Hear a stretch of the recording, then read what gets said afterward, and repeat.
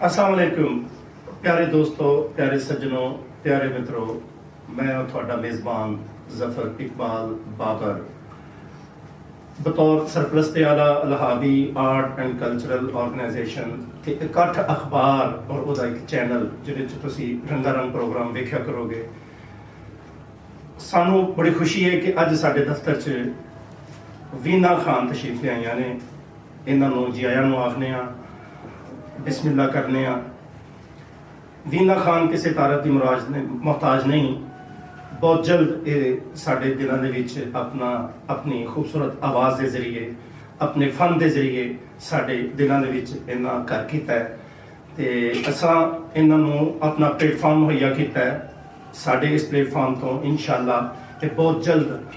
साडे मुल्क के उफक फन के उफक के उत्ते एक रोशन चमकता हुआ सितारा तुहानूं नज़र आएगा अपनी सुरीली आवाज़ लैके। अज इन्हां दी मसरूफियत सी पाकिस्तान टैलीविजन के उत्ते इन्हां दे पंजाबी प्रोग्राम सन, इन्हां दे गाने सन और उत्थे रिकॉर्डिंग तो इन्हां दे असीं शुक्रगुजार हाँ कि उस रिकॉर्डिंग तो फारग होकर साडे दफ्तर आईयां, सानूं इज्जत बख्शी और असीं इन्हां नूं जी आयां नूं आखने आ। वीना खान साहब बड़ा चंगा लगा तुसीं साडे दफ्तर च आए, साडे स्टूडियो च आए। तुसीं की महसूस कर रहे हो? Thank you sir. मैं बहुत ज़्यादा अच्छा महसूस कर रही हूँ, बहुत अच्छा लग रहा है। मैं इस वक्त पीटीवी तो मेरा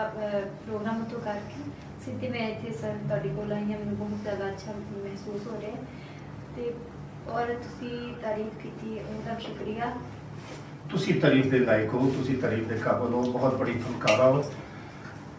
साडी भी एक कमजोरी है कि असी सुर और लैर नूं बड़ी अच्छी तरह समझने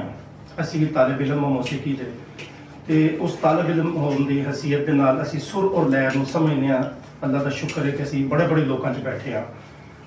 और साडे मुल्क की मलकत रंग नूर जहाँ एक आइडियल ने हर एक दे तुहानूं भी यकीनन अगलियां नस्लों तक भी वो आइडियल रहेंगे। इसी तरह बहुत बड़े बड़े नाम ने, जुबैदा खानम ने साडे मुल्क के पंजाबी गाने जिहड़े गाते हैं ते तुसी ज़्यादातर चूँकि तुहाडा तल्लक जनूबी पंजाब के नाल है, बहावल नगर के तुसी रहने वाले हो। वीना खान तुहाडा नाम है और गान वाली फैमिली भी नहीं, तुसी एक संधू जट फैमिली के नाल तुहाडा तल्लक है और तुहानूं कोई मुश्किल तो नहीं होंदी अपने फन का मुजाहरा करने वास्ते। तुहानूं लिबर्टी है, आज़ादी है, तुहाडे घर दे तुहानूं सपोर्ट करते हैं, तुहाडे महल्लेदार तुहानूं, तुहाडे ग्रामीण पिंड के लोग तुहानूं सपोर्ट करते हैं। सर मैंने बहुत ज़्यादा परेशानी हुई है इस काम क्योंकि किसी ने पता नहीं सी साडे खानदान के वाजा तबला की मतलब हुंदा है, म्यूजिक की हुंदा है। काम नूं अच्छा महसूस नहीं सी करते। फैमिली च भी कोई अगर कोई खानदान च भी करता होए ना तो सपोर्ट हुंदी है, लेकिन मेरे घर च कोई करता नहीं, मैंने कोई सपोर्ट नहीं सी। लेकिन अपनी वालदा नाल उन्होंने कहा कि मैंने शौक है तो मैं बहावल नगर तो अगे भी फोटाबाद शहर है, छोटा जिहा शहर है, उसको मैं अपने लाहौर एंट्री की अपनी मामा के सपोर्ट के नाल ते अल्लाह का शुक्र है कर रही काम मज़ीद बहुत ज़्यादा अल्लाह ताला ने इज्जत। बड़ी खुशी की गल है जी जो तुहाडे उत्ते वालदा की सरपरस्ती है इस फन दे तो तुसीं शहर च आए हो, लाहौर च आए हो। लाहौर ते गढ़ है ये फिर फनकार नूं ਉਹਦਾ फन जड़ा है उन्होंने उभार के सामने लैके आता है। लाहौर शहर एक ऐसा है, इस समुंदर कहा जाता है। बड़े बड़े लोग इतने इस नियत के नाल इस शौक के नाल आए ने लाहौर जावांगे, लाहौर है ना जी, लाहौर जावांगे कि वो लाहौर दे विच भी साडे फन नूं सुनने वाले कदरदान लोग ने, जिंदा दिलाने लाहौर ने। लेकिन इस तरह है ना कि एक मतलब अपना शहर छड़ के आना लाहौर दे विच एक बारी एंट्री करनी उसते बहुत ज़्यादा स्ट्रगल होंदी है और मैं वो कर रही और कीती भी और अल्हम्दुलिल्लाह बहुत ज़्यादा इज्जत मिली है। अच्छा ये दसो कि तुसीं लाहौर आए हो, इत्थे बड़े कंपटीशन बहुत है, बहुत बड़े बड़े फनकार ने यूनिवर्सिटियां चों कॉलेजां चों नौजवान लड़के लड़कियां बड़ा अच्छा गा रहे हैं। ते इस कंपटीशन के दौर दे विच तुहानूं लाहौर शहर च भी कोई मुश्किल पेश आई? सर मुश्किल तो होंदी है ना, अपना शहर छड़ के आना, अपने दूसरे शहर में पहचान करना, उन्होंने समझना ते अगों फिर मतलब मैनू नहीं सी है पता लेकिन हुण धीरे धीरे बहुत ज़्यादा अच्छा लग रहा है कि मेरा शौक पूरा हो रहा है। मैं पीटीवी तो हुण प्रोग्राम करके आई हाँ तो मैनू बहुत ज़्यादा मतलब अच्छा बहुत ज़्यादा खुशी हुई है और हुण तुहाडे नाल मेरा इंटरव्यू हो रहा, मैनू बहुत ज़्यादा खुशी हो रही है इस वक्त। बड़ी अच्छी गल है जी, असीं खुद बड़े खुश हाँ। साडा ऑनर है कि एक आने वाले वक्त की बेहतरीन गुलकारा दे नाल असीं बैठे हैं ਅਸੀਂ ਉਹਨਾਂ ਦੇ ਇਰਤਕਾਈ ਦੌਰ ਜਿਹੜਾ ਇਬਤਦਾਈ ਮਾਮਲਾਤ ਹੁੰਦੇ ਨੇ ਅਸੀਂ ਉਹਦੇ ਵਿੱਚ ਸ਼ਾਨਾ ਬਿਸ਼ਾਨਾ ਤੁਹਾਡੇ ਨਾਲ ਆ ਔਰ ਇਨਸ਼ਾਅੱਲਾ ਤੁਹਾਨੂੰ ਅਲਹਾਵੀ ਕਲਚਰਲ ਆਰਟ ਆਰਗੇਨਾਈਜੇਸ਼ਨ ਦਾ ਜਿਹੜਾ ਪਲੇਟਫਾਰਮ ਹੈ ਇਨਸ਼ਾਅੱਲਾ ਤੁਹਾਨੂੰ ਪੂਰੀ ਸਹੂਲਤ ਮੁਯੱਸਰ ਹੋਏਗੀ ਔਰ ਤੁਸੀਂ ਇਸ ਦੇ ਫੈਮਿਲੀ ਦਾ ਇੱਕ ਮੈਂਬਰ ਹੋ ਬਿਲਕੁਲ ਇਸ ਤਰ੍ਹਾਂ ਸਾਡੀ ਇੱਕ ਆਰਗੇਨਾਈਜ਼ਿੰਗ ਬਾਡੀ ਹੈ ਤੇ ਐਗਜ਼ੈਕਟਿਵ ਆਰਗੇਨਾਈਜ਼ਿੰਗ ਬਾਡੀ ਹੈ ਸਾਡੀ ਤੁਸੀਂ ਉਹਦੇ 'ਚ ਸ਼ਾਮਲ ਹੋਵੋਗੇ ਔਰ ਇਨਸ਼ਾਅੱਲਾ ਅਜ਼ੀਜ਼ ਅਸੀਂ ਤੁਸੀਂ ਦੇਖਣਾ ਕਿ ਜਿੱਥੋਂ ਤੱਕ ਵੀ ਤਾਮਨ ਹੋ ਸਕੇਗਾ ਸਾਡੇ ਸਾਰੇ ਦੋਸਤ ਤੁਹਾਡੇ ਨਾਲ ਤਾਮਨ ਕਰਨਗੇ ਤੁਸੀਂ ਡਿਜ਼ਰਵ ਕਰਦੇ ਹੋ ਇਹ ਨਹੀਂ ਹੈ ਕਿ ਤੁਸੀਂ ਆਪਣਾ ਸ਼ਹਿਰ ਛੱਡ ਕੇ ਦੂਸਰੇ ਸ਼ਹਿਰ 'ਚ ਆਏ ਹੋ ਔਰ ਅਸੀਂ ਇੱਕ ਬੇਸਿਕਲੀ ਅਲਹਾਵੀ ਆਰਟ ਐਂਡ ਕਲਚਰ ਜਿਹੜਾ ਉਹ ਸਰ ਉਹ ਇੱਕ ਨਵੇਂ ਗਾਣ ਵਾਲੇ ਨਵੇਂ ਆਰਟਿਸਟ ਚਾਹੇ ਉਹ ਫਨਕਾਰ ਨੇ ਅਦਾਕਾਰ ਨੇ ਸਦਾਕਾਰ ਨੇ ਗੁਲੂਕਾਰ ਨੇ ਮਿਊਜ਼ੀਸ਼ੀਅਨ ਨੇ ਉਹਨਾਂ ਦੀ ਪ੍ਰਮੋਸ਼ਨ ਦਾ ਇੱਕ ਅਦਾਰਾ ਹੈ ਇਹ ਅਜ਼ਮ ਲੈ ਕੇ ਚੱਲਿਆ ਤੇ ਸਾਨੂੰ ਬੜੀ ਖੁਸ਼ੀ ਹੈ ਕੱਲ ਨੂੰ ਜਦੋਂ ਦੁਨੀਆ ਵੀਨਾ ਖਾਨ ਦਾ ਗਾਣਾ ਸੁਣੇਗੀ ਵੀਨਾ ਖਾਨ ਦਾ ਨਾਮ ਸੁਣੇਗੀ ਵੀਨਾ ਖਾਨ ਦੇ ਸ਼ੋਅ ਦੇ ਟਿਕਟ ਖਰੀਦੇਗੀ ਉਹਦੇ 'ਚ ਸਾਡਾ ਵੀ ਹਿੱਸਾ ਹੋਏਗਾ ਔਰ ਸਾਨੂੰ ਇਸ ਚੀਜ਼ ਤੇ ਫਖਰ ਹੋਏਗਾ ਇਨਸ਼ਾਅੱਲਾ ਤੁਸੀਂ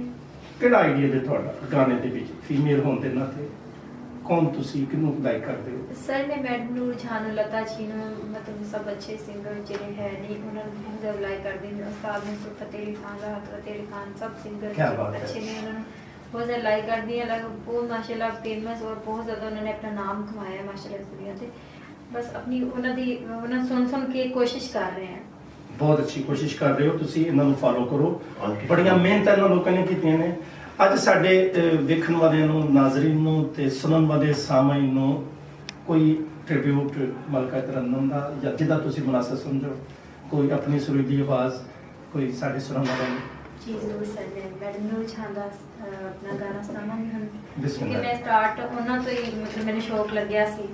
ਉਹਨਾਂ ਦੇ ਗਾਣੇ ਬੜੇ ਭਾਗ ਲੱਗਣਗੇ ਬੜੇ ਵੱਡੇ ਨਾਮ ਨੂੰ ਤੁਸੀਂ ਫਾਲੋ ਕਰਦੇ ਪਏ ਹੋ ਬੜੇ ਭਾਗ ਲੱਗਣਗੇ ਆਪਣੇ ਸੁਣਨ ਵਾਲਿਆਂ ਨੂੰ ਜੀ ਜ਼ਰੂਰ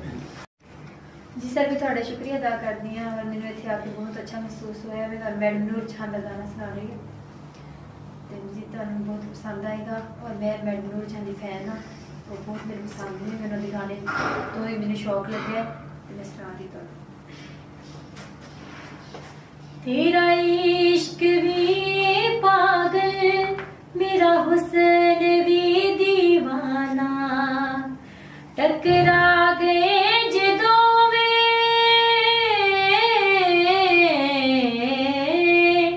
टकरा गए जिदों में कुछ हो जाएगा बेईमाना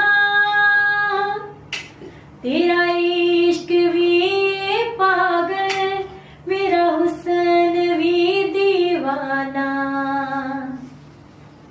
बुलियां दी कसम ले ले कल फेर मैं आवांगी भावें शाम रात बने जाए तेनू छड़ के ना जावांगी एतबार मेरा कर ले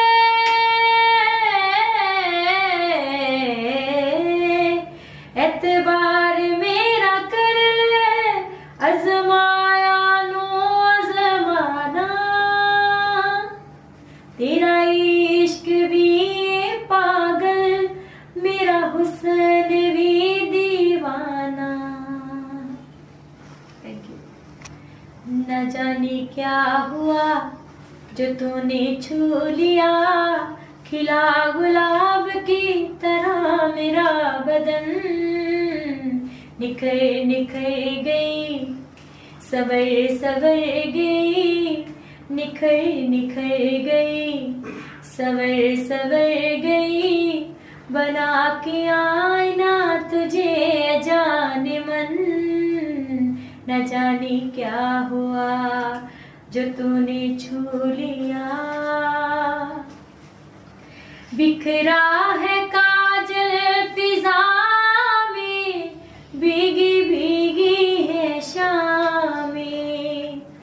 बूंदों की रिमझिम से जागी आग ठंडी हवा में आजा सनम ये हंसी आग हम ले दिल में बसा न जाने क्या हुआ जो तूने छू लिया खिला गुलाब की तरह मेरा बदन, न जाने क्या हुआ जो तूने छू लिया।